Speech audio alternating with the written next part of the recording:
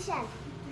आज मी तुम्हाला छोटी गोष्ट सांगणार आहे, तरी तुम्ही शांत चित्ताने ऐकावी ही माझी नम्र विनंती.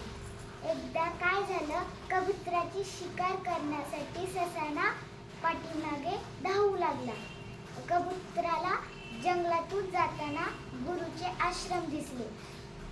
कबूतर गुरुकडे गेला आणि गुरुला म्हणाला, गुरु माझा जीव वाचवा, जीव वाचवा. गुरु म्हणाले, का आलास तू इथे, कशासाठी आलास? तेवढ्यात ससाना आला आणि म्हणाला, गुरु ह्याला सोडा, हे माझं अन्न आहे.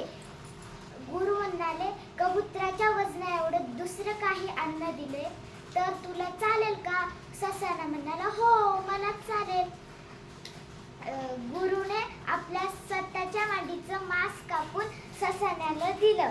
ससाना तृप्त झाला आणि निघून गेला. कबूतर म्हणाले, गुरु तुमचे आभार मी कधीच विसरणार नाही. जेव्हा आपण गुरुकडे जा तेव्हा गुरु आपल्याला वाचवल्याशिवाय राहणार नाही. धन्यवाद.